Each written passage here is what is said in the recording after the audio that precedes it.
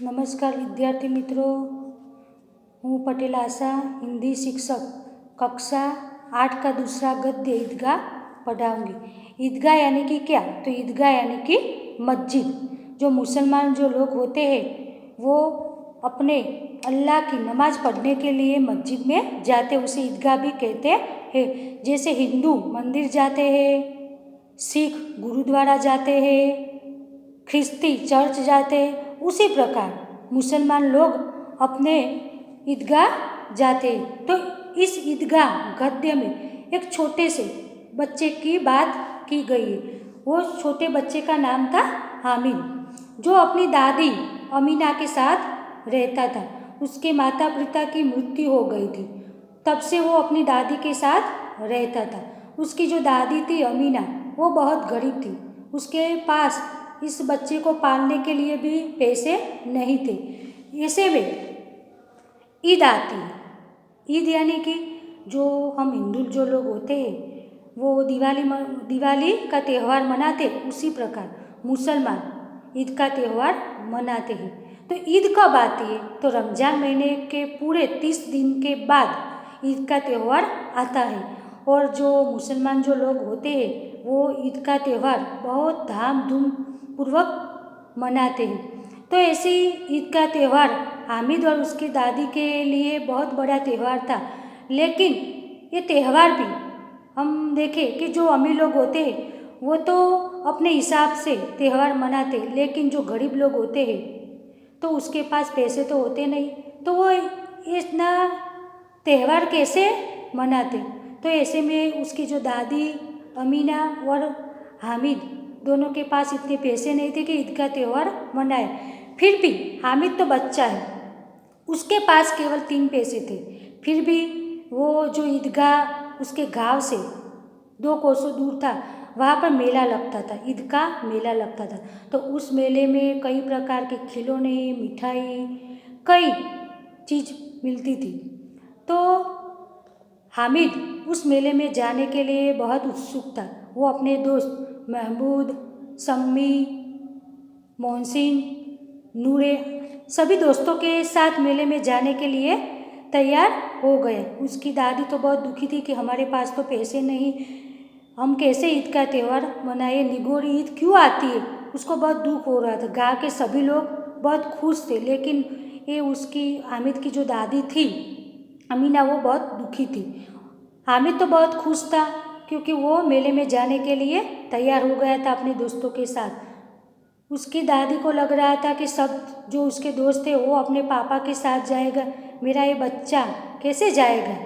फिर भी हामिद अपने दोस्तों के साथ मेले में चला जाता है। मेले में सब बच्चे ने खाना खाया, खिलौने लिए, कई प्रकार की चीज़ें ली।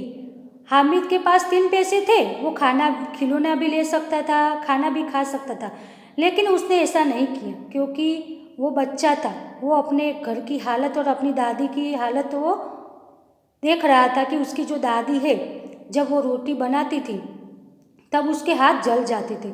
तो उसने चिमटा लिया, चिमटे की दुकान पर से चिमटा लिया। उसके पास जो 3 पैसे थे उसमें से उन्हें चिमटा ले लिया।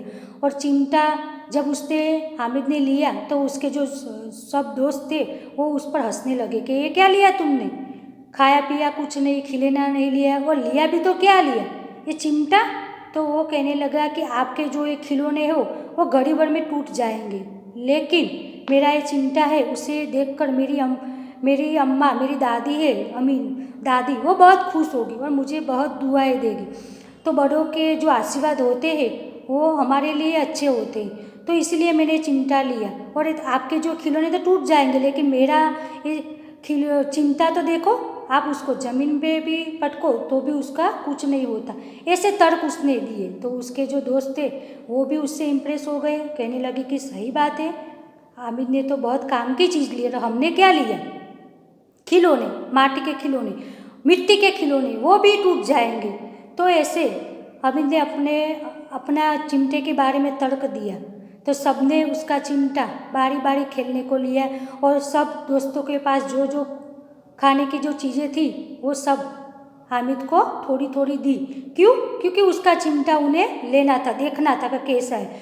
वो चिमटा लेकर जब वो घर आया तो उसकी जो दादी थी अमीना, उसने देखा कि ये क्या लेके आए, खाया पिया कुछ नहीं, वो लाया भी तो क्या लाया, चिमटा। तो उसने तर्क दिया, कहा कि दादी जब तुम रोटी बनाती हो तो तुम्हारे हाथ जल जाते, इसलिए मैंने ये चिमटा लिया। उसकी दादी ने उसे गले से लगा लिया और बहुत रोने लगी और कहने लग, बहुत सारी दुआएं देने लगी कि तुम कैसे बच्चे हो जो मेरे बारे में सोचा लेकिन अपने बारे में नहीं सोचा। सुबह से दोपहर तक कुछ खाया पिया नहीं और मेरे लिए चिमटा लेके आए। तुम सच में महान हो, तुम बहुत खुश रहो, ऐसा आशीर्वाद उसकी दादी ने दिया। और उसके जो मित्र थे, जो दोस्त थे, उसके जो खिलौने थे वो बारी बारी सबके टूट गए।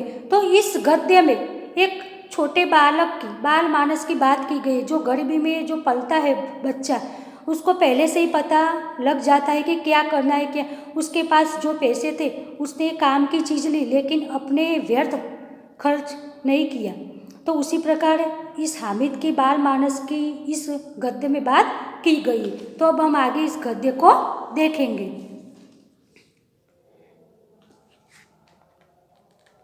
इस गद्य का लेखक है प्रेमचंद का जन्म 1880 और निधन सन 1936 को हुआ था। प्रेमचंद को उपन्यास सम्राट भी कहा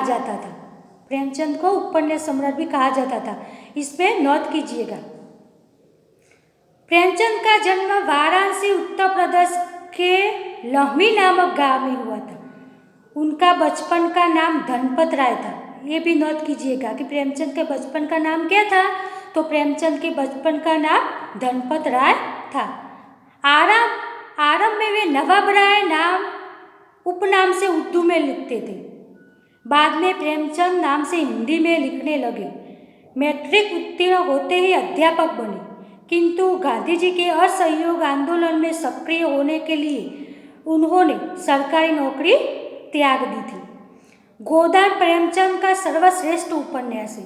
प्रेमचंद का सर्वश्रेष्ठ उपन्यास कौन सा है? तो वो गोदान है। वो भी एक नोट कीजिएगा। उनकी कहानियां मानसरोवर भाग 1 से 8 में संकलित है।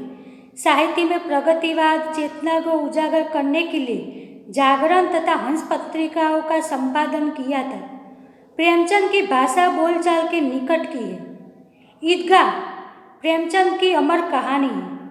कहानी का बाल नायक हामिद अपने दोस्तों के साथ ईदगाह जाता है।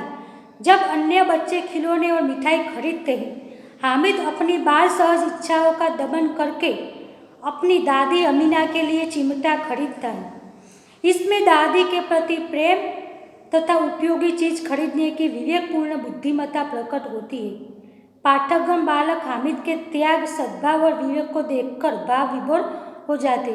तो हम देखते हैं ये छोटा सा बच्चा है, फिर भी उसने अपने दादी के लिए खिलौने मिठाई का त्याग करके चिमटा खरीदा।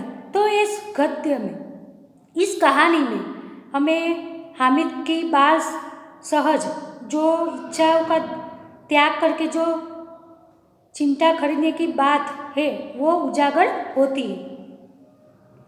रमजान के पूरे 30 रोजों के बाद आज ईद आई है। कितना मनोहर, कितना सुहाना प्रभात है। आज का सूर्य देखो कितना प्यारा, कितना शीतल है, मानो संसार को ईद की बधाई दे रहा है। गांव में कितनी हलचल है। रमजान के पूरे 30 दिन के बाद, यानी कि जो मुसलमान जो लोग होते हैं वो रमजान महीने में रोज़ा रखते हैं और उसके 30 दिन के बाद आखिरी दिन में ईद आती है। तो ईद का त्यौहार वो मनाते हैं। जैसे हिंदू अपनी दिवाली मनाते उसी प्रकार मुसलमान लोगों के लिए ईद बहुत बड़ा त्यौहार होता है। तो आज हामिद के गांव में ईद आई है। पूरे 30 दिन के बाद, रमजान के पूरे 30 रोजे के बाद आज ईद आई। तो सब गांव के सब लोग बहुत खुश हैं। ईद की बधाई सबको दे रहे हैं। ईदगाह जाने की तैयारियां हो रही है। किसी के कुर्ते में बटन नहीं है, पड़ोस के घर में सुई धागा लेने दौड़ा जा रहा है। किसी के जूते कड़े हो गए, उनमें तेल डालने के लिए तेली के पास भागा जाता है। जल्दी जल्दी बैलों को सानी पानी दे, ईदगाह से लौटते लौटते दोपहर हो जाएगी। 3 कोस का पैदल रास्ता, फिर सैकड़ों आदमियों से मिलना भेंटना, दोपहर के पहले लौटना असंभव है। ईद का त्यौहार है, सबको ईद की बधाई देने के लिए सबके घर जाना है, ईदगाह जाना है। तो गांव के सभी लोग जल्दी जल्दी उठ गए और अपना जो रोज का जो काम है वो जल्दी निपटाने में पड़े। तब हामिद भी वो तैयार हो गया था ईदगाह जाने के लिए। जो लोग थे उसके घर में जो पशुएं थे उसको भी सानी पानी दे दी थी, क्योंकि जल्दी ईदगाह जाना था। जल्दी जल्दी बैलों को सानी पानी दे, ईदगाह से लौटते लौटते दोपहर हो जाएगी। 3 कोस का पैदल रास्ता, फिर सैकड़ों आदमियों से मिलना भेंटना, दोपहर के पहले लौटना असंभव है। लड़के सबसे ज़्यादा प्रसन्न है। किसी ने एक रोज़ा रखा है, वह भी दोपहर तक, किसी ने वह भी नहीं, लेकिन ईदगाह जाने की खुशी उनके हिस्से की चीज़ है। रोजे बड़े बुढ़ों के लिए होंगे, इनके लिए तो ईद है। रोज ईद का नाम रटते थे, आज वह आ गई। अब जल्दी पड़ी है कि लोग ईदगाह क्यों नहीं चलते। उनकी अपनी जेबों में कुबेर का धन भरा हुआ है, बार बार जेब में से अपना खजाना निकाल कर गिनते हैं और खुश होकर फिर रख देते। महमूद गिनता है, 1 2 10 12, उसके पास 12 पैसे। मोहसिन के पास 1 2 8 9 15 पैसे। इन्हीं अगिनत पैसों से अगिनत चीज़ें लाएंगे, खिलौने, मिठाइयाँ, घेर और जाने क्या क्या। और सबसे प्रसन्न है हामिद, गरीब सूरत दुबला पतला लड़का जिसका बाप गत वर्ष हैजे की भेंट हो गया। सब जो गांव के जो बच्चे हैं वो बहुत खुश हैं, क्योंकि उसके पास तो पैसे हैं। महमूद के पास 15 पैसे हैं, मोहसिन के पास 12 पैसे। वो तो बार बार अपने जेब में से पैसे निकालते हैं और गिनते हैं, 1 2 3 4 ऐसा करके।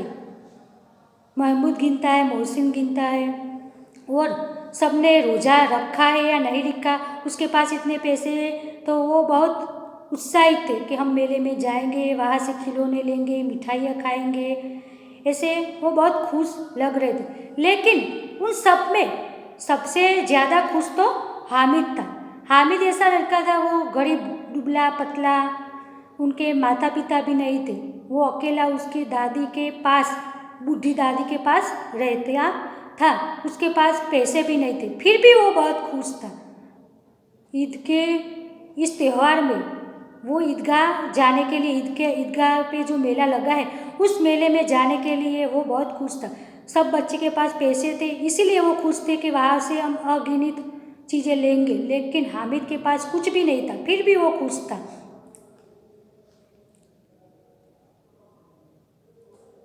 हामिद के पाँव में जूते नहीं है, सिर पर एक पुरानी टोपी है जिसका गोटा काला पड़ गया है, फिर भी वह प्रसन्न है। अभागिन अमीना अपनी कोठरी में बैठी रो रही है। आज ईद का दिन और उसके घर में दाना नहीं। इस अंधकार और निराशा में वह डूबी जा रही। किसने बुलाया था इस निगोरी ईद को? हामिद की जो दादी है वो बहुत दुखी हो, एक कोठरी में जाकर रो रही है कि सबके पास पैसे, इसलिए वो ईद तो अच्छी तरह इस ईद का त्यौहार मनाएंगे, लेकिन मैं और मेरा ये पोता हामिद, हमारे पास पैसे नहीं है। तो ये त्यौहार हमारे लिए त्यौहार कैसा त्यौहार? पैसे वाले के लिए त्यौहार, हमारे लिए तो ये कुछ भी नहीं। तो ऐसा त्यौहार क्यों आता है? ये निगोड़ी ईद क्यों आए? ऐसे वो अपने दुखी संसार कोस रहे कि मैं बहुत दुखी और मेरा बच्चा, मैं तो दुखी हूँ लेकिन मेरा जो ये बच्चा हामिद वो भी बहुत दुखी, क्योंकि उसके पास पहनने के लिए नए कपड़े भी नहीं थे। उसकी जो एक टोपी थी वो काली हो गई थी, पैरों में जूते भी नहीं थे। तो ऐसे में वो बहुत दुखी थी। मैं तो दुखी, लेकिन मेरे बच्चे ने क्या गुनाह किए, तो वो भी ये ईद नहीं मना पाएगा। तो विद्यार्थी मित्रों, अब हमें दूसरा भाग ईदगाह का वो अगले वीडियो में देखेंगे।